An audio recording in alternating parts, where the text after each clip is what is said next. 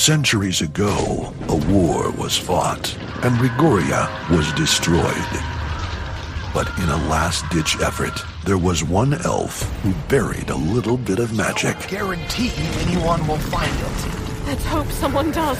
One young man Pops, what is this? will have to end a war started long before his time. Can't run! His spell has taken hold. This is the last possible chance this world may have. Echoes of Rigoria. Now available wherever you listen to your podcasts. Centuries ago, a war was fought, and Rigoria was destroyed. But in a last-ditch effort, there was one elf who buried a little bit of magic. Guarantee anyone will find it. Let's hope someone does. And now, one young man Pops, what is this? will have to end a war started long before his time. Can't run! Can't! His spell has taken hold. This is the last possible chance this world may have. Echoes of Rigoria, now available wherever you listen to your podcasts.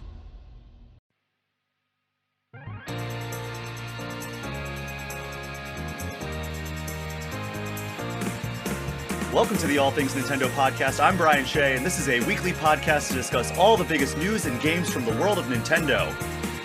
Not a whole lot of news going on this week in the world of Nintendo, but there was one piece that we are going to be spending most of this episode talking about, and it left a lot of people with one question, which is, what the heck is Chibi-Robo? And I have brought the preeminent expert of this field on the podcast to talk about Chibi-Robo, and that is my friend and yours, the former editor at Game Informer, dating back pre-me joining Game Informer. So he was there for many, many years before I even joined the company. It's Jeff Cork. Jeff, how's it going? I'm doing very well. And I will say, I have learned long ago, I really like Chibi-Robo an awful lot. It is near and dear to me. I would not say, as much as you like any one thing, there is someone that is their only thing. So, like, I would say, like, a mediocre speedrunner knows more about Chibi-Robo than I will ever know. But I loved it, like, the day it came out, and continues to hold a special place in my little heart. I'm reasonably sure that's one of my first memories of you, Jeff, is at Game Informer when I joined in 2015. Mm-hmm. We did the Super Replay Showdown, and your game every single time was Chibi-Robo. And I don't think you ever won, so we never did it. Never won. It was the whole thing was rigged, a little behind the scenes thing. No, it wasn't. I just had terrible luck. Yeah. But we will be getting into that as the main portion of the show. Just a little bit of a show note here. Apologies for this being late. I communicated it on the Patreon, the Discord server, and my Blue Sky account. But unfortunately had a family emergency that took me out of town the latter half of this past week. Normally these shows hit every single Friday, but we had to postpone it. So thanks for your patience. Thanks for your understanding. And thanks to everyone who saw those posts and reached out with words of support. It's been a very stressful time, but I was able to find some time on a Sunday afternoon and not leave you all hanging too much here. But Jeff, we have, and I don't know how we made it 201 episodes without having you on the show, but we have a time-tested tradition here on All Things Nintendo. When somebody makes their debut appearance, and that is getting to know them through the lens of their history with Nintendo. So I'm going to ask you two questions here. The first one is, what is your first Nintendo game? This can be your first memory with Nintendo, the first console you ever owned, just, the first time you saw it, like at your cousin's house, whatever. Yes. Okay. I'm going to ask you two questions then. How much time do people typically spend on these? Because this will, I don't want to be like, geez, Cork, settle down. It ranges in, hey, I was at my friend's house. They were playing Link to the Past, and then I bought a Super Nintendo because I loved Link to the Past. And then there's other times where we talked for 15 minutes about it. Okay, so good. Yeah, whatever. That first version isn't interesting. I don't personally. No, my first memory of Nintendo is when I was a kid. My dad worked at what was then Northwest Airlines, and he would get free and really, really discounted tickets. So we visited from Alaska one of his buddies who lived in Hawaii, And Hawaii at the time especially was like kind of a direct pipeline for a lot of Japanese pop culture stuff. So this would have been in 1980, 1981, and they happened to have a Game & Watch, which I believe was fire. So we are catching people that are jumping out of a burning building and rescuing them with like the little trampoline kind of thing, if I remember correctly. So that was my first run-in with Nintendo. And yeah, and then it was just like seeing Donkey Kong in our local Fred Meyer when I was a kid, and like that would stop me in my tracks every time. And I'd like, oh, my parents, what do you know, rarely carried quarters with them, or so they would say. But when I would get to play it occasionally, it was a real treat. So that was like Nintendo was, for me, it was probably the first time that I associated a brand with like a baseline of quality. So it was like, oh, if I went to an arcade or something and I saw that something was, you know, Nintendo was on it, I was like, okay, I can expect this to be pretty good. Unlike like Chemco, I'll pick on them or something. You know what I mean? Or American Technos or whatever. Those were a little dicier, but yeah, Nintendo always like held a special place in my heart as well. I have a lot of special places in my heart, Shay. Yes, you do. Clearly, Chibi-Robo has a special place there. Yeah. It's like a hotel in that heart. It really is. I'm glad that you said that and not motel. I feel a little more respected. It's like the rundown motel that I stayed in while I was visiting a family member in the hospital earlier this week. So, oh, okay. I don't know what to do with that. It's a fun joke, but I guess I did laugh too hard at it. So, yeah, everything's okay. So what was the first Nintendo game that you remember like owning? Like you talked about going to the arcades, playing Donkey Kong. Mm-hmm. You saw the Game & Watch down in Hawaii. Like what about, like, where did that lead you to like kind of welcoming Nintendo, not just having a special place in your heart, taking up residency in your heart? Oh my gosh. I think I know I did. I don't know which came first. I had the Donkey Kong Jr. Game & Watch, was like a flip open 2-screener, and I loved that. And then like I got an NES as soon as I could afford it, because that was like when I was a little kid. So but not too little, unfortunately. Yeah, so it would have been Super Mario Brothers, probably was the pack-in game, and then I also think I got Spy Hunter shortly after, if I remember correctly. So yeah. Wasn't Spy Hunter the game that The Rock referenced in the same, when I guess it was like the Game Awards or something, where he also gave us the middle finger, like specifically Game Informer, the middle finger, where he's like, oh, you guys, I put out a Spy Hunter game starring me, and you gave it like a 5 out of 10 or something like that, and then gave us the middle finger. I think that was something that happened. Oh, geez. Yeah, probably. This was not that game. No, The Rock was very. I don't even know if he was alive then. He was the young Rock, the one that the sitcom's based on. Oh, absolutely, yeah. He was playing Spy Hunter and was like, "Someday I'm gonna make a mediocre 5 out of 10." Which, admittedly, Spy Hunter is fairly mediocre too, but fun. Well, Jeff, that brings us to the second part of this question, which is, what is your favorite Nintendo game of all time?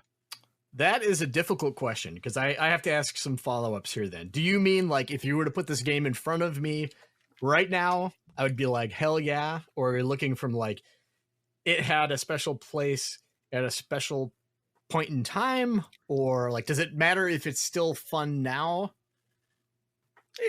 It doesn't matter if it's still fun now. It can be, this is very much open to interpretation. Okay. But for me, like, you know, if it's like it had a special place for me, and like it would probably be like Ocarina of Time. But if you're talking like my answer was Breath of the Wild, because that's my favorite game that Nintendo has ever put out. So like you can answer however you want. Okay. Thank you for that. I think, gosh, if we're looking strictly from like a point in time, the original Legend of Zelda, then that one, I remember, and I'm sure I've talked about this before, so apologies if you've heard this, but when it came out at a time when they did not have release dates for games, like in any kind of official capacity. So I would call the store that sold games in my town every day for months to ask them if they had this game. And eventually they started telling me, these are the days we get games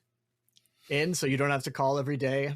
And then we went on a road trip to Anchorage, and we went to what was then the largest mall I'd ever been to, the Diamond Center. And in the KB Toy Store, I was just looking around and they had it right there, gold box and everything. So I was very excited, but that was also meant that I would have to wait to play it for like 2 days. So I just read that instruction manual a million times, and like I had already built up what the game was going to be based on like the preview coverage that was in the Nintendo Fun Club newsletter. And I couldn't completely wrap my mind around it because the concept of like an action-y RPG was just not something I was familiar with. But then just reading that and the like seeing like a map of the dungeon and all that kind of stuff, and then playing it, I was just absolutely blown away. It was like the best thing ever. There's so much mystery about everything, and exploration was great.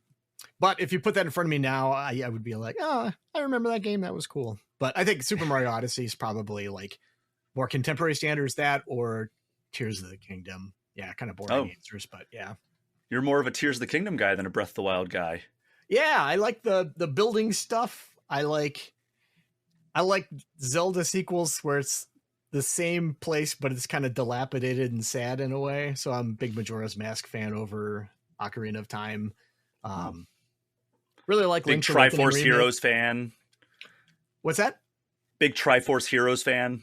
Oh gosh, just try and get me to stop talking about Triforce Heroes. I dare you. Yes. Yeah, so that's probably like, I didn't give you one definitive answer because it is so hard to come up with one thing, you know? It turns out Nintendo makes a lot of good games. Yeah. Yeah. Almost enough to do a whole podcast Robo. about. Yes. So, yeah, I mean, that's how we get to know debuting guests. We're going to talk a little bit about your time at Game Informer because, again, like I said, it predated my time at Game Informer. There was some overlap, several years of overlap, actually. But before we jump in, I just wanted to give a reminder that people are listening to this show or listening to the All Things Nintendo podcast. It arrives in your podcast feeds completely free, usually every Friday. But if you'd like to support me and allow me to continue making these episodes, you can join the Patreon for as little as $3 a month. That gets you access to the community Discord, which gives priority access to Q&A episodes. There are also $5 and $10 tiers that get you things like early and ad-free episodes, plus shout-outs at the end of every show. Just go to patreon.com and search All Things Nintendo. It would really, really help the show continue chugging along if you're able to join up. You can also subscribe to my YouTube channel. That's a completely free way to support the show. So, Jeff, I want to talk a little bit about your time with Game Informer because, you know, it's kind of a miracle that this outlet still exists after the events of last year. And, you know, I've talked about how, like, when Game Informer was shut down, it was like kind of like a three-pronged thing of sadness for me because, one, I lost my job, which as anybody who's ever lost their job knows that typically sucks.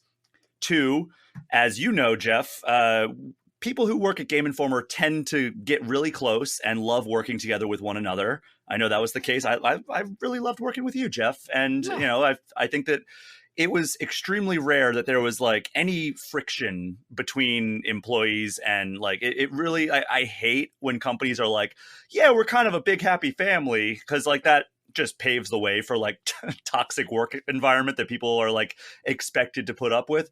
But it really does feel different in this way. So like losing the ability to work together with all the wonderful people at Game Informer was like the second prong of sadness. And then the third thing was like my favorite magazine just no longer exists. So it's like I grew up on Game Informer. I read it as I was going through high school and college. And it's like, yeah, now that thing no longer exists either. It's like, wow, every part of this sucks. So when it came back, it was like, you know, all these amazing things that I missed are now rushing back, and I'm loving my time back at Game Informer. But Jeff, you were there. When did you join Game Informer? That would have been, I believe it was 2007. Okay, so like the Wii era. Yes, I remember when I I had 2 interviews. They ended up hiring Brian Vore from Inside after my first, the original Brian, although he spells it with a Y. But when I was interviewing at that time, they'd just gotten the Wii, so I got to like check it out before it was out, which was super exciting. I think for me, just being some rube off the street, the idea of playing something before it was available was just like, oh my God, now I understand what they're talking about with these motion controls and all that business. So yeah, I of course signed an NDA. It was that, obviously. Yeah. Thanks to you, Game Informer is now blacklisted for a thing that happened almost 2 decades ago. Yes, you're welcome. You're welcome. It's the least I could do, honestly. Thank you. Yeah. Still causing chaos after all these years away. Shucks. So do you remember like how things, because from what I understand back then, like the website did not really exist back in 2007. Wasn't it like a couple years later that they started the website? No. What happened is they had a couple of incarnations. Originally, I think Kato was on GI Online because the biggest difference was that it was like there was a separation between the online side of things and the print magazine. So when I joined, the website had been around. Billy Berghammer, formerly of Planet GameCube, was the online editor. Nick Ahrens was the kind of video guy. And then I joined as another editor for the website. But the website did exist. They did reboot it when they imagined the magazine, so that was with the Epic Mickey cover. I remember that very specifically because we were at TGS and I had my first son was still very small, and I left fairly, I think he would have been like 5-6 months old or something like that. Wow. And then so I was gone for about a week and I was excited to get home, and then Helgeson tells us in the airport that we needed to come back into the office and help test the website. And I'm just like, yeah, no, like that's not going to happen. And he's like, no, like this is Andy wants that. It has to happen. So I drove home, said hi to Henry and said hi to my wife, and then drove back in and tested this stupid, can I say bad words? I won't. Just imagine the filthiest word, that stupid website. So yeah. That all the time.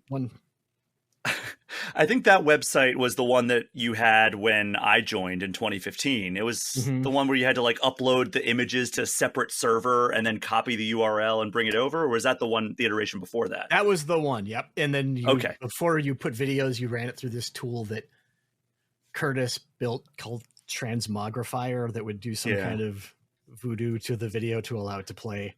But before then, just even getting an image uploaded in a story was just this nightmare task. So we really didn't do that. So if you go back to like the Wayback Machine around like the mid-aughts, it's not that those images weren't cached. They more than likely just weren't there at all. So sorry. I remember I joined, that website was, an absolute mess. And I joined in 2015, as I said earlier, and I remember Brian Vore, who I booed, but we love Brian Vore. He's been on the show a few times. He was the person who sat next to me, and which was, in hindsight, a very weird thing to have 2 Brians sitting next to each other, because if you're going to call one of us, I think that's why most people just call me Shay at Game Informer. He had to show me how to run the website or how to do articles on the website.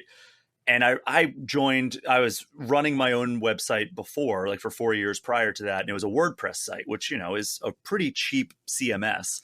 And I sat down and Brian Vore's like talking to me. He's like, okay, so you have to upload 3 different versions of images to a folder that you are going to create on this server. And then you're going to copy the URL on this server, paste it into these 3 distinct image fields, but you have to crop them manually. So you're going to be spending a lot of time just getting images up on the website. Then you have to write the article and do all this stuff. And I'm like, you realize you could just do like a free WordPress site and it would be multiple times better than this. And he's like, oh, well, this is what we have. Yep. That was a very familiar refrain. Yeah. To the point when like the website, when it was updated again to make things a lot more efficient, like people were traumatized by the original process. I know this is super interesting to people on Nintendo podcast, but to the point where someone was like, you train an intern and they'd be like, oh, this makes sense, blah, blah, blah. And then invariably the person doing the training would be like, oh, you should have seen the old stuff. You wouldn't even understand. Yeah. It's weird because the only editors now that remember that site existing that are at Game Informer currently are me, Kyle Hilliard, and Matt Miller. Everybody else came after that. And I guess it would just be Margaret on the production side, or maybe Lele that would remember that website. So that, I think we got that site in 2017, the good one that our superstar Margaret, who is our production director now, built with her team basically from the ground up, with no budget whatsoever. And we have that website to this day. And yes, it is so much better. But yeah, we are getting very much in the weeds here. There are Nintendo stories we wrote and used on the website, so there you go. Yeah, Epic Mickey. You mentioned that was our first time. If you like Game Informer cover stories, that was like the first of this like current style where we like get these incredible pieces of art on our cover, and then you open it up and there's like a 10 to 14 page cover story that is telling you everything that you need to know about this upcoming game. Epic Mickey, a Wii exclusive, was the first one of that style. It's Jeff, true. do you remember the first cover story you wrote? You wrote a lot of cover stories, especially near the end. I remember you were writing like every other cover story. Yeah, I think the first one I wrote was the Army of Two sequel. And 40 it ended up days, being 40th day? the co-op issue. Oh, They didn't just say that's it was right. the Army of Two. They were like, this is the co-op issue. And yeah, that was the first one. Do you remember what this is just stroll down memory lane for you, Jeff? Yeah, of course. Do you remember what the highest review score you ever gave was at Game Informer? Oh, geez. Probably mid to high 9s. I never gave out a 10. Yeah, I haven't either. But do you remember what it was? Oh, gosh. I really don't know. That's fine. It's been several years, more than likely. I'm sure that people probably remember the low scores you give more than the high scores, but unless you overscore something in their opinion, then they'll never forget that you gave like, I don't know. I'm sure that people still remember that certain outlets gave like Skyward Sword a 10 out of 10 when it's like, it's a very polarizing game. It's just opinions, man. Yeah, everybody has their own opinions. Like we had Logan Plant from IGN and Nintendo Voice Chat on the show to talk Donkey Kong Bonanza because Nintendo just still has not gotten us back on the pre-distribution list because we were shut down. And he gave Donkey Kong Bonanza a 10 out of 10, and I just played through it, and I had a blast. It's one of my favorite games of the year. I wouldn't give it a 10 out of 10. I think I think I'm more probably in line with Kyle Hilliard's review at Game Informer, which I think was an 8 out of 10. I'm probably, maybe a little bit closer to Kyle's opinion than I am Logan's. I'm higher than Kyle, but lower than Logan, I think. But I'd probably land at like an 8.75 for me. Yeah. But yeah, it's all just opinions. I don't have any fault with Logan on that, and I don't have any fault with Kyle for being lower than me. It's just how opinions work. Exactly. Yeah. And when did you leave game? Was it 2021? I think it was like March of 2021. Yeah, I think. Okay. Yeah. And you have since been doing PR for games and communications. True. How has that transition been, going from games media for a decade and a half to doing PR and comms? It's been really good. I think overall, it's been super satisfying. I think that one of the things that I didn't like as much, I'll say, I guess, is that our interactions with developers. I always like to visit studios and talk to people who make games. That was always a high point, and it was always a bummer to me personally, just how the preview cadence, when you're writing a preview, it's typically like, hey, this is what we're seeing. This thing looks pretty cool. A little worried about this, maybe if there's something, but you just kind of give people benefit of the doubt, right? because you're seeing a game that is not finished at that point. But when you review a game, it's kind of like, well, shoot, this part really sucks, or this part's really great. And I like in my position now where I can give feedback on things that can be incorporated to make games better, which is not to say that I'm like a game whisperer or anything like that, but I think it's the experience I had at Game Informer is valuable in that respect, where it's kind of like, or like if there's a presentation that someone's going to be giving with media, I can kind of say like, oh, this part doesn't really show well, at least in the amount of time that we have, but this part here is really awesome. And I think people will get it, so it's just kind of figuring out how to put your best foot forward and things you can do to make the games better if time and budget allows for it. So that is always super helpful. I for me, mostly, I just really enjoy it. Yeah. I mean, I did a little bit of consulting during the period where Game Informer was shut down, and it does feel rewarding, even though, like, I feel like when they do mock reviews, it's a little bit late in the cycle to be like, yeah, this structure of this level doesn't really jive with me. And it's like, well, we're shipping in a month, so I don't know what to tell you. Yeah. That's like a part that no one really, like, it isn't really commonly discussed, but I think mock reviews are super interesting because, like, the situation you just laid out is very common. There's also like opportunities where I think that's most beneficial is like when you get the game in like a solid pre-alpha state, and then you kind of open the gates a little bit for someone to check it out and give their feedback, and that feedback is able to get incorporated in the final game. There's still time. It's not like things are locked in and that kind of thing. I think I understand that the hesitation that developers do too, because it's kind of like being told while the baby's still in the womb that it's shaping up to be kind of ugly, and nobody wants to hear that. And but at the same time, I think it's like you're going to get that opinion from somebody at some point anyway. So it's better to hear it from someone whose their goal is to help you improve it rather than someone who's just taking pot shots from the sidelines after the game's out. For sure. And I think that's something that a lot of developers have been doing lately. A lot more is bringing in former games media people who can just be like embedded in the studio and give feedback along the way. I think that's a function that our dear friend Dan Tack performs over at Bandai Namco. I think he is like basically like checking out these games that are in development and giving feedback. And I think that is super valuable because, people like you, people like him, people like me, we play a bajillion games over the course of our career and we review hundreds upon hundreds of them. And, that all hones our critical eye on these things. And also we're clued into what a lot of audiences are looking for and like what the kind of standard marks of quality are. So I think that is something smart that a lot of developers are kind of catching on with instead of just outsourcing mock reviews. By the way, there's a lot of really great outsourced mock review agencies as well. And we have friends that work at some of those as well. But I think having them embedded and kind of doing it over the course of these milestones is something that could be pretty valuable to a lot of these developers. Hey there, I'm Hugh from Moderation. If you like today's show, why not check out Roll Gay Roleplay, where a merry group of queers face their fears in a fantasy world where social norms aren't the only thing thrown out the window. Join a weird, wonderful and wacky cast as they go about slaying the most insidious of creatures in the daintiest ways possible.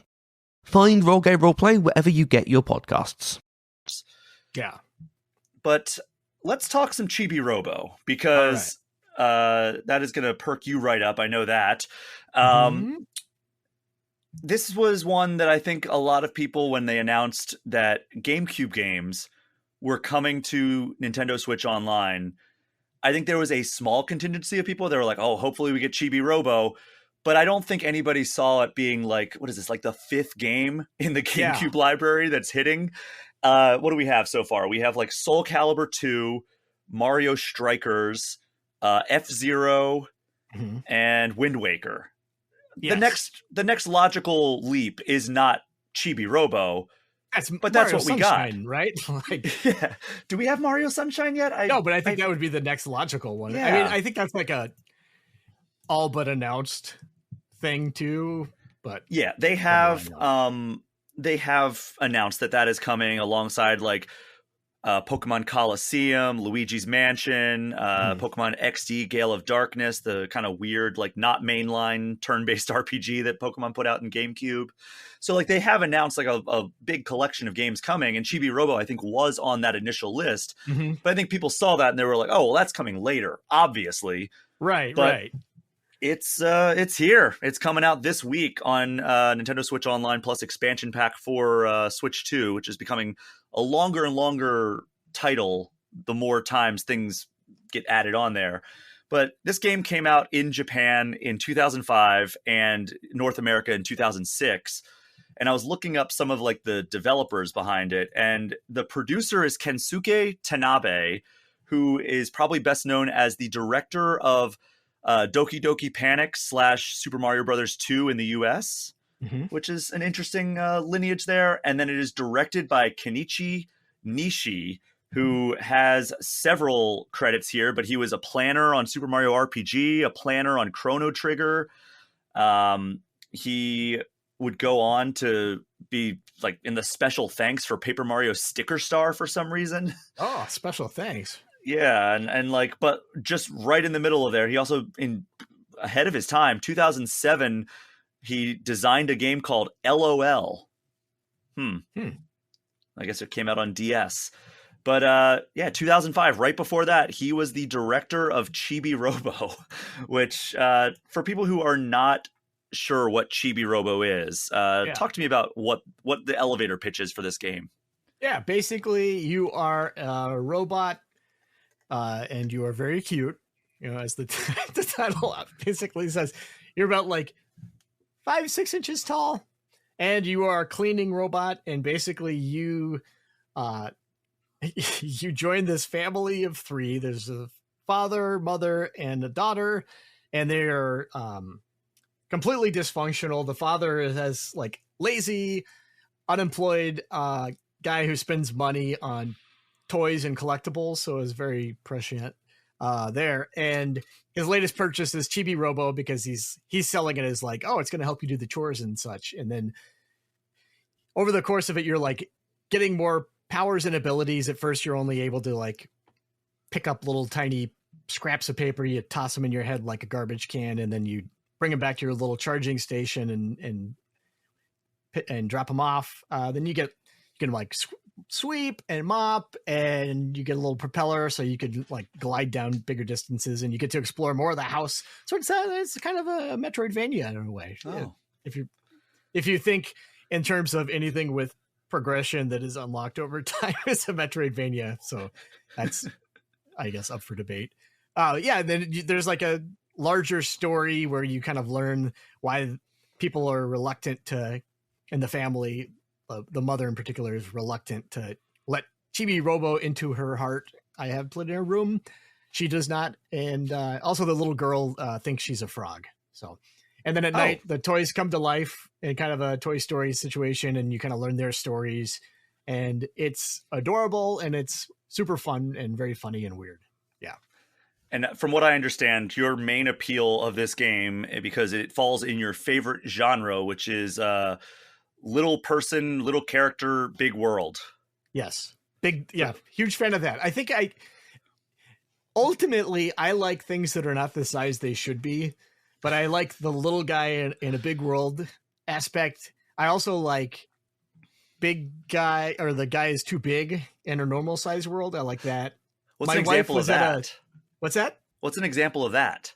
Oh, that'd be like the lungfish level in Psychonauts, okay, for instance.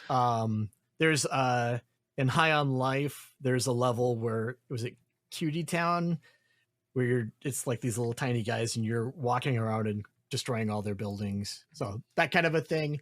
But a perfect example, my wife was at a conference and she came back and they were giving away these tiny little Tic Tac boxes that each one had like 3 Tic Tacs in it, and it was like scaled down beautifully. And then I went on Amazon, and it's like the perfect product for me is like, it's a giant Tic Tac box full of those little tiny Tic Tac boxes. So anyway, so that's why I like Chibi-Robo, because it's like that.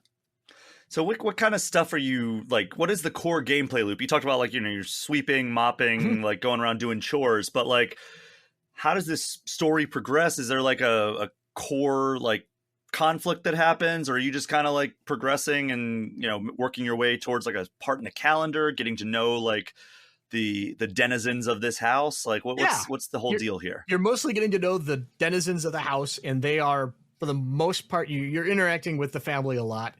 But a lot of times you're just hanging out with the toys, and you kind of have a limited battery charge at the beginning. So that's kind of the hook there, is that as you're performing cleaning tasks and gaining abilities to give you access to places you couldn't reach before, you're able to like go upstairs. That's a big milestone in the house. And then upstairs, there are these, is that upstairs? No, there's like some little army guys. And then upstairs, there's a room, and there's like a Bo Peep type character, and a lot of platforming to get around, and you're kind of solving problems and making everybody happy ultimately. So it's a very sweet game, very, very strange, and yeah, but I really enjoyed it. I think the controls are a little GameCube-y, everything was still getting figured out in a lot of ways, but yeah, it's great. And like when your character moves around, he makes little funny like bloom, bloom, bloom, bloom, bloom, bloom, bloom, bloom, bloom, bloom, bloom, footsteps, and everything he does has kind of like a cartoony, like it's a little musical sting with whatever he does. So just moving around makes you feel like you're in a cartoon kind of, and it's just a great game. Where does it rank among your favorite GameCube games? Oh, geez. It's up there. Absolutely. Yeah. Yeah. It's probably one of, if not my favorite GameCube game. I think it's just really charming. It's looks great. It's not really a puzzle game, but there's like a lot of things you have to figure out what you're supposed to be doing. So I guess in the broadest sense of a puzzle, yeah. Like, and you got to find the right item to give to somebody or something, but it's not super annoying in that way, in my opinion. Yeah, I just really, really enjoyed it. I'm very mad that it is going to be available for everybody, because then my GameCube copy is not worth as much, and I like to be greedy and selfish and everything. It's what drives me, but I'm really excited that more people get to play it. Honestly, it's so much fun. It's interesting because I just looked at the Metacritic. It's 75 out of 100, respectable Metacritic score. Yeah. And then I was like, all right, who reviewed this the lowest? Wouldn't you know it? Game Informer, 5 out of 10. Oh God, did they like drop the R slur and said that like this was at a point in time where the reviews were like a lot of edgelord kind of stuff? It says Jeremy Zoss of Game Informer was displeased with the game as a whole and wrote that it was, quote, not a platformer, but more of a 3D adventure game composed entirely of fetch quests and repetitive menial labor. Mm-hmm. That's how you feel about that? That's honestly, it's like I did a fetch quest right immediately before this where I picked up Taco Bell from the store and then went back home. So that's like backtracking, and it's fetch quest, and it's boring and tedious. I have, like at a certain, like not every time you bring a thing from point A to point B is it a fetch quest. It's not like a World of Warcraft style thing where it's like, I don't know, kill some wolves and get their pelts and give me 15 of them, like at a certain point you realize like, okay, this format is very repetitive and I can kind of see what you're doing here. But like, I disagree with that. Well, hey, oneup.com gave it a B+, and James Melky of oneup.com said there's a near constant sense of discovery. Yeah. So, I mean, that sounds more up my alley than a thing full of menial labor. Yeah, I do remember reading reviews, and one of the things that people were really harping on was just like, I don't like to do chores in real life. Why would I want to play a game where I'm doing chores? Well, that's why Power Wash Simulator was such a failure. Yeah, exactly. Yeah. There's just something very satisfying. And at the time, there wasn't really a lot of that kind of stuff going on. Yeah, I almost wonder if there's a better market for Chibi-Robo now than there was back in 2006. Mm-hmm. I would say like the original style, absolutely, because they had some spin-offs later that were like, we like this character, but we don't like what he does. So they moved away from the cleaning. Like Park Patrol was like in America at least, it was a Walmart exclusive DS game that was kind of like cleaning up a park and planting flowers and everything. It wasn't super great. And then there was like an AR game. I don't remember if it was released in the States. So for Nintendo DS, a year after this game came out, it was Chibi-Robo Park Patrol. Right. And then there was a Japan exclusive in 2009 called Okaeri Chibi-Robo Happy Richie Osoji, which was a Japan exclusive. Then 2013 in Japan, 2014 in the US was Chibi-Robo Photo Finder, which I think is the AR one you were talking about. And then the 2D platformer in 2015 was Chibi-Robo Ziplash. Not great. Yeah, I remember you being excited for a new Chibi-Robo thing and then being very disappointed by that. When it was kind of like the Kid Icarus uprising thing where it's like, I don't know. Personally, I like it when developers do different things with their IP, but for me, I like it when the character and like is somewhat established before veering off to like exploring the possibilities of what they could do. I would have liked more traditional Chibi-Robo type experiences, like maybe the people move and there's a new house. I mean, that's the most obvious low-hanging fruit setup, or maybe he goes to a different family and, but I really enjoyed the core gameplay of it. So it's like, I love the character. I think he's adorable, but like taking away the cleaning part is like, it's core to what I like about Chibi-Robo. And I understand I'm not the gatekeeper of why they should do anything with Chibi-Robo, but yeah. You're the preeminent expert of Chibi-Robo, so they should be contacting you. I know everything about it. Yeah. You'll be the director of Chibi-Robo 7 or whatever when it comes to Switch 3. I don't know if you saw it. There was a tweet by, I can't remember, someone from the original development team. I don't know if it was the director or producer, just within the past couple of days, was saying like when they were coming up with the concept, like kept going back to like a Zelda game where, but without combat. So it was like the excitement would be exploration and navigating the world and like platforming, but you're not, fighting really. Which reminds me of Breath of the Wild, because the combat in that game, I love that game. Like I said, it's my favorite game of all time. I always get kind of bummed out when it's a combat scenario, when I'm just trying to explore and like get around that world. And it's like, oh man, not some bokoblins. Usually I'll actually just run from them unless I need some stuff. Yeah. It's funny too, because like, maybe he forgot this part, but there is absolutely combat in the game. It's just not like at the forefront, but you do get like a blaster and you have to punch and shoot little guys, but they're like evil robots. You're not like beating up the dad and saying, get a job. Seriously, dude. Well, I did see something that was like saying that originally, like it was conceived as a point and click adventure. And then like Nintendo was like, oh, this is not going to be popular. Let's just shelve it. And then Shigeru Miyamoto actually saw it and was like, oh, this is kind of a cool concept. What if we reworked it in this way? And basically he like did that old like upending of the tea table that they always talk about, where it's like he just basically flipped the production on its head and said, well, let's go this direction. And then that ended up being the direction that got the game released. Yeah. Good call. Speaking of people who know a thing or two about game development, Shigeru Miyamoto. Yeah. Turns out he also has a few good games under his belt. Yeah.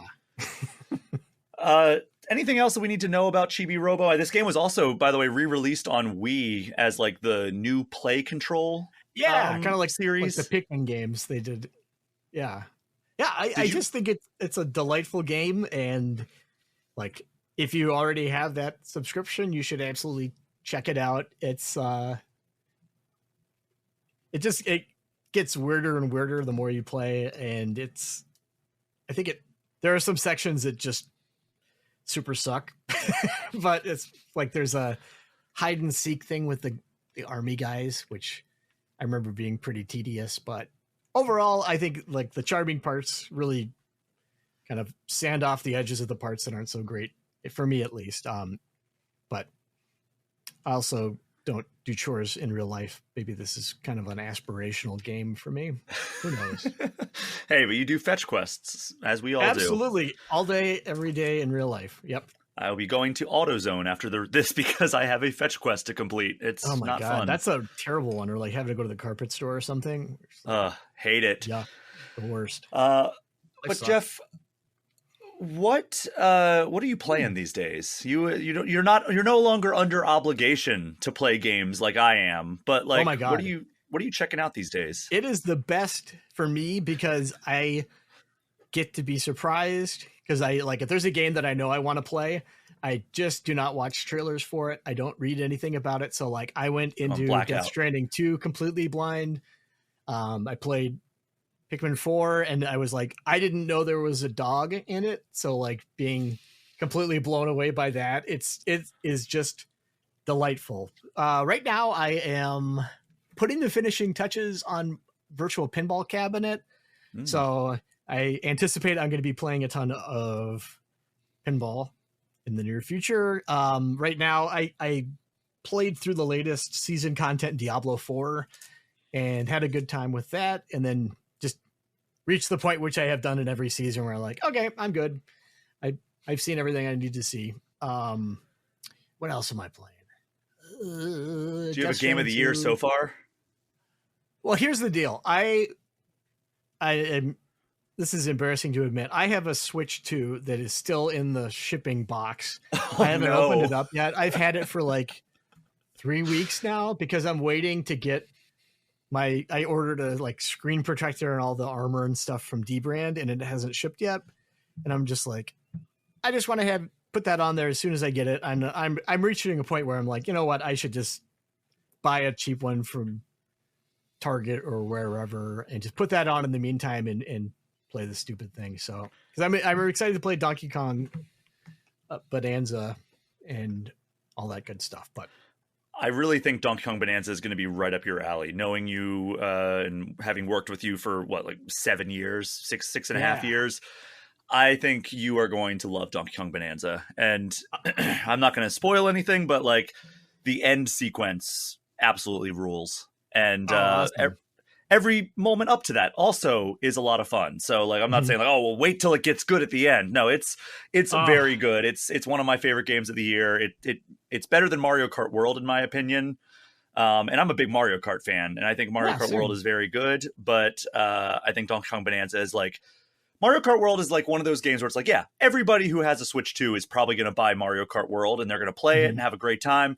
Donkey Kong Bonanza is like the reason that people should like consider upgrading from a Switch 1 to a Switch 2, or if they never got a Switch 1, Donkey Kong Bonanza is kind of like, okay, yeah, this is like the system seller, which is weird to say because Mario Kart World is probably going to be, if not the top selling game on the Switch or Switch 2, like almost every Mario Kart game is on its respective console. It's probably going to be on the top 3. And I would say it's probably going to sell substantially higher than Donkey Kong Bonanza, like lifetime. Yeah. But I would say Donkey Kong Bonanza is definitely the system seller, in my opinion. Nice. I have a question for you, Shane. Like I looked into it because I was like, I've got all my original GameCube controllers and like Wavebirds and everything like that. And when they reissued the GameCube controller, when the last Smash Brothers came out, I have some of those with the really nice long extension cords and everything. And then I saw that they, on the Nintendo store, they have the like redesigned ones, especially for Nintendo Switch and all that kind of stuff. Yeah, wireless. The wireless one. Yeah, so it's like, looks like a GameCube controller, but works like a Wavebird. What are your thoughts on those only being available through Nintendo's online store versus having them in stores? Well, they have them in the like physical Nintendo stores, but yeah, I get your point. Like you have to get it directly from Nintendo.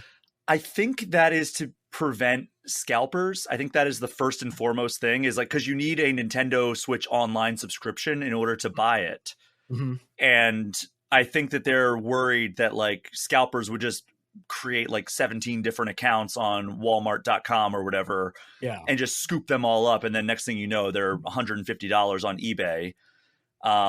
So in order to order it from Nintendo.com, at least it was initially for like the N6. The only two that I own are the SNES and N64 ones, and I ordered them straight from Nintendo.com. Yeah. The N64 one I think is a must because those games just play completely differently on a normal controller, where you need that N64 weird controller in order to really function as a game on Switch Online. But yeah, it was like, you must have a Nintendo Switch Online subscription in order to buy this. And at first I was like, that's a really stupid restriction. But I really think it is them thinking like, if we just send these to like every Target, Best Buy, and Walmart, people are going to line up, buy them all up, and then scalp them. And then nobody's going to be able to play these games on like their controller of choice. Mm-hmm. And so in that regard, I think it's not stupid to do it that way. But in every other regard, I think it's just Nintendo kind of being control freaks, as they are known to do from time to time. I am going to New York next month, so I will just leave extra space in my bag and I'll gripe about it. But I see your point. I also think just make more of them. See, I'm an economist too. Yes. You can just make things infinitely, and that's how it works. Absolutely. I'm sure Nintendo's never thought of that before. Well, but do they listen to this podcast? Because that's a free idea for you. Yes, I should not have said that crap. Okay. I did actually go to Target. So I went to a concert with our mutual friend, Elise Favis, last week. And we got on the topic of like, oh, have you been playing Nintendo Switch 2? And she said, no, I haven't. And because I haven't been able to get one. And I was like, oh, well, I'll keep my eyes out. And if I see one, I'll text you and see if you want it. And then I'll pick it up and you can just like Venmo me for the cost. Yeah. Turns out that my Target had 2 Switch 2s, so I did that. And I was like, oh, wow, what luck that they had Switch 2s in stock. I haven't seen them since that. And then like 2 days after we had this conversation, I found them. And then I went back yesterday and they had 3 of them in stock. So I think that they're becoming easier to find because it's not only are they sitting in the display cases, but nobody's like actively like trying to get the employees and flagging them down and trying to like get them to like open up the case to get them. I think that like these are starting to slowly trickle back into stock. Mm-hmm. And it's going to be like, if you want a Switch 2, you can just walk up to the display case and get a Switch 2 the way you can with a Switch 1 right now. Right. So that's a Brian, good sign. I had one of the most infuriating, you mentioned the glass case. My Walmart, I needed to get a brake light replacement for my car. Just the stupid little light bulb, and it was behind a glass case because I understand shoplifters are desperate for a $4 brake light. It's like a hot commodity on the gray market. It took them like 25 minutes to get somebody to open that stupid case. It has nothing to do with anything. It just made me so mad. I will one up you. In March, I moved, and I'm now in St. Paul, and we were like probably 3 hours into the movers taking all the stuff out of my old house. And I'm like, hey, I'm going to go run to the CVS down the road. I'm going to get like some protein bars. I'm going to get some Gatorades. Do you guys want anything? And they're like, yeah, no, we're good. And I'm like, all right, cool. So I went there and I was like, oh, we need some trash bags to like bring some like other stuff out. Like we're throwing stuff out as we go, as you usually do when you move. And I'm like, hey, can I get these black trash bags? And they're like behind a glass case. And they're like, oh, we don't have the key for that one. And I'm like, so is there any way to buy those? And they're like, no. And I'm like, great system. That's terrible. Like, yeah, they're just in there forever, I guess. Yeah. Unbelievable. So yeah, very fun times. Love again. Black trash bags, also a hot commodity on the black market. Yeah, and anytime you want me back on the show to talk about like dad gripes, I am absolutely available because I could just go on and on about these petty inconveniences that I obsess over. One of my favorite stories of yours, and this is kind of related to like dad gripes, was when Pokemon Go was at its pinnacle in 2016. And you were telling me that you were like out washing your car, and like, I guess like a group of like 3 young kids walked past and they were very clearly playing Pokemon Go. And you're like, oh, you guys playing Pokemon Go? And they're like, yeah, there's a Psyduck down by the lake. Do you want to come? and you're like, there's a Psyduck down by the lake, and they're like, yeah, come on, let's go. And you're like, you had like a moment where you're just like, I cannot just group up with this group of three young boys and just go down to the lake with them. Yeah, it was very like, sweet, but I was like, this is how I get nailed to a telephone pole by some parents. Yikes. But yeah, so Jeff, I mentioned this to you at the start of the show that we can end the show on an eShop Gem of the Week pick. Did you ever think of one? It is really tough because I'm a bad Nintendo Switch player because I predominantly stick with first party stuff because if it's available elsewhere, I'm just a graphics snob and I would, you know what I mean? So anyway, I really don't have a good one. This is like a well-intentioned recommendation because I have not played it. So that ActRaiser updated version that's on the eShop, I think I will be downloading that as soon as I get my Switch 2 hooked up because I really have fond memories of the original ActRaiser. And yeah, so it's like the worst possible recommendation because it could be like a super sucky, awful experience and people are like, what the hell, Cork? So that's me just saying, I think I see something shiny over there. Go check it out. And it's like, cool. It's a piece of broken glass. I don't know. Well, not a traditional eShop gem. Well, I mean, I always I always throw it to the guest because I've talked about the games that I like. But like, you know, ranges everywhere from like, I mean, mega hits like Dead Cells or Balatro, which, you know, I think gets more than its fair share of shine. God, there's so many that I've brought up. Like Yoku's Island Express was a really fun one. I'm bringing up the database here because I actually have a spreadsheet where I've done like all of the eShop gems here. Oh, Broforce was a fun one. Remember that one? Cruisin' Blast, I think, was the first eShop gem of the week. That was a revival of the Cruisin' USA series that is exclusive to Switch. It's in arcades, and then they made like a really good like home console version with like a bunch of tracks. Oh, wow. But you know, it goes all the way back to like Golf Story that I think a lot of people forgot about on Switch 1. But yeah, I mean, there's all kinds of ways you can go with it. So just I'm still blown away like that they don't have Pokemon Pinball on there. I know it was on the Wii U eShop, but it's on the Switch Online. One of the Pokemon Pinballs. I think if you have like the Game Boy subscription, I'm pretty sure Pokemon Pinball's on it. Are you sure about that?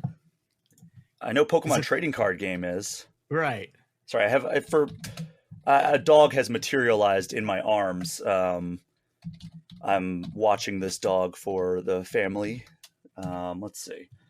Yeah, let's see. Pokemon Pinball Ruby and Sapphire appears to be on Nintendo Switch Online. Maybe, maybe not. All right. I hope so, because then that was rocketed past this ActRaiser game that I have not played to that's my gem of the week, if indeed it is on there. Well, there's no way of knowing. There really is no way of knowing. So good luck, people. Well, apologies for not knowing that. I don't have the best Google capabilities because I have a very wiggly dog in my arms right now who is begging to get out of this room. So, Cork, we're going to wrap up this episode of All Things Nintendo. Thanks so much for joining me. Absolutely. It was super fun. And apologies again for the delay in the episode this week. We'll get back on track hopefully next week. But thank you so much to everyone for listening. As you know, my Patreon and the associated Discord server are the best ways to get any questions or comments in. You can also get in touch with me at brian@allthingsnintendo.com or hit me up on Blue Sky or Instagram at Brian P. Shea. Jeff, is there anywhere people can find you online? No. Okay, I know you have gone on a social media detox for multiple years now. Yeah, absolutely. If you follow me on any platform, I don't do anything. So, yeah, it's glorious. Yeah, I've deleted Blue Sky. Even though I have my Blue Sky account still, I've deleted it off my phone, and it has made me so much happier. Yeah. Turns out social media is just poison for our brains. Great. Yeah. But that is our show for this week. Thank you all again so much for listening. Take care. We'll see you next time.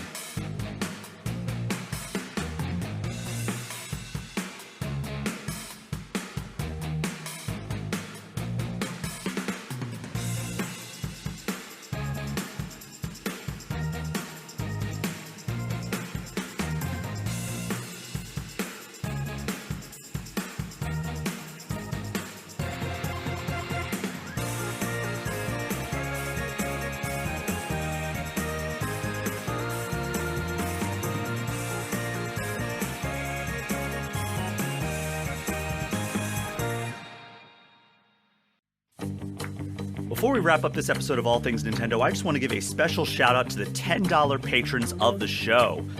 Alex Stadnick, Andy Junkins, Ben Richland, Carbon Mjolnir, Chaps My Ass, Derek Sigmund, Dusty Beeman, Ian T. Clark, Jason Thompson, Jawar Hello, Johnny Five, Jose Villalobos, Joshua DeProy, Casey Radio Man, Cody Gibson, Creeper 207, Paul at Drunk on Mako, Pratable, Rob McCann, Bobby Mac 265, Robert Sosa, Roberto Nieves, Roger Reichert, Russell Sayer, Smithy Poo, Zachary Pliggy, and Zek 3 Sword Sama. Thank you so much for your continued support of this show. Centuries ago, a war was fought, and Rigoria was destroyed. But in a last-ditch effort, there was one elf who buried a little bit of magic. Guarantee anyone will find it. Let's hope someone does. One young man Pops, what is this? will have to end a war started long before his time. Can't run! His spell has taken hold. This is the last possible chance this world may have. Echoes of Rigoria, now available wherever you listen to your podcasts.